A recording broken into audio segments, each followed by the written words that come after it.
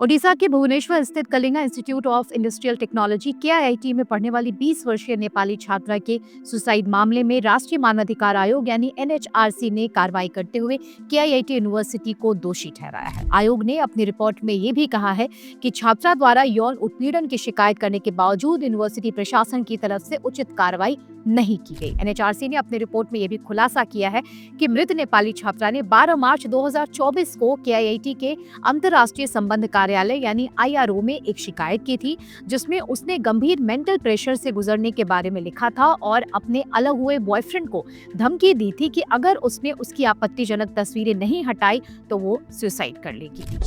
की जो investigation team थी उसने जो हमको रिपोर्ट सौंपी है उसके अनुसार लड़की ने सेक्सुअल अब्यूज होने की, ब्लैकमेल होने की, फिल्म बनाए जाने की शिकायत यूनिवर्सिटी मैनेजमेंट की अथॉरिटीज को की थी। उन्होंने मामले को छपाने दबाने का प्रयास किया। उन्होंने समुचित कार्रवाई करते हुए पुलिस को सूचना नहीं दी। इसका कारण बना कि लड़की को सुसाइड करना पड़ा। लड़की की सुसाइड के बाद नेपाली मूल के छात्रों के साथ भी ज्यादती की गई। उनको आधी रात को हॉस्टल से निकाला गया। बड़ी संख्या में लड़कियों को रात को निकाल के हॉस्टल से बाहर खड़ा कर दिया गया। ये सब बातें ठीक दिशा में नहीं जाती हैं। हमने चीफ सेक्रेटरी को, हमने पुलिस कमिश्नर को, यूजीसी को, नैक को, सभी को रिपोर्ट देते हुए 1 महीने में उनसे जवाब मांगा है। पुलिस को एक अपडेटेड रिपोर्ट देनी पड़ेगी, समुचित धाराओं में समुचित मुकदमा बनाना पड़ेगा, चीफ सेक्रेटरी को करेक्टिव एक्शंस लेने पड़ेंगे, यूजीसी को और नैक को यूनिवर्सिटी एडमिनिस्ट्रेशन के खिलाफ कार्रवाई करनी पड़ेगी। 2017 में सीडब्ल्यूसी की एक रिपोर्ट थी कि Kalinga institute of social studies में बच्चों के रहने की स्थितियां ठीक नहीं है। ये भी शिकायत का पार्ट था। हमने इस पर भी जांच की है और हमने डीएम को संबंधित जिले के नोटिस करके ये पूछा है कि वो 8 साल से इस रिपोर्ट पर शो क्यों रहे हैं, उन्होंने कार्रवाई क्यों नहीं की, क्यों ना उनके विरुद्ध कार्रवाई की जाए।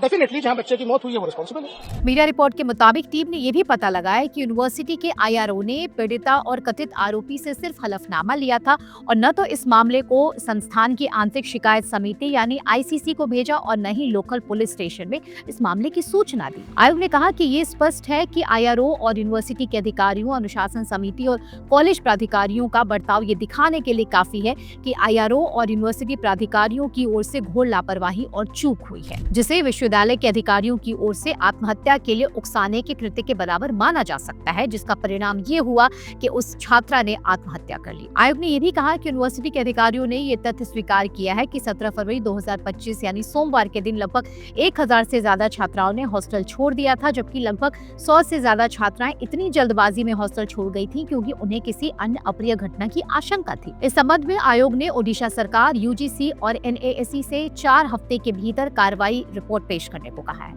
बता दें आपको, नेपाली छात्रा का शव 16 फरवरी 2025 यानी रविवार के दिन केआईआईटी कैंपस में स्थित उसके हॉस्टल के कमरे से बरामद किया गया था, जिसके बाद तनाव बढ़ गया था और नेपाली छात्रों का विरोध प्रदर्शन भी देखने को मिला था। सोशल मीडिया पर ऐसे कितने वीडियो सामने आए थे उस समय जिसमें हॉस्टल प्रशासन की तरफ से नेपाली छात्रों पर गलत टिप्पणी की गई थी। उनके लिए आपत्तिजनक शब्दों का इस्तेमाल प्रशासन की तरफ से किया गया था। संवेदनहीनता की हद तो तब हो गई थी जब एक महिला कर्मी ने कहा था कि हम 40,000 बच्चों को फ्री में खिला और पढ़ा रहे हैं। इस पर उनकी साथी भी भला कहाँ चुप रहने वाली थी। उनकी संवेदना भी गुस्से में जाती रही, जिसमें उन्होंने कह दिया कि तुम्हारे देश का उतना बजट होगा। ये दोनों महिला कर्मी लगातार प्रदर्शनरत छात्रों पर चिल्लाती रही और उन्हें धमकाती नजर आई थी। 40,000 बच्चों को खिला रहा है, पढ़ा रहा है फ्री में बिठा के, तुम्हारे कंट्री का उतना बजट होगा। ये वीडियो वायरल होने के बाद केआईआईटी की जमकर आलोचना हुई थी और इन दोनों के खिलाफ कार्रवाई की मांग भी की गई थी। यहाँ तक कि इस मामले में नेपाल की सरकार तक को हस्तक्षेप करना पड़ा था, जिसके बाद केआईआईटी प्रशासन द्वारा अपनी गलतियों पर लीपापोती करने की भी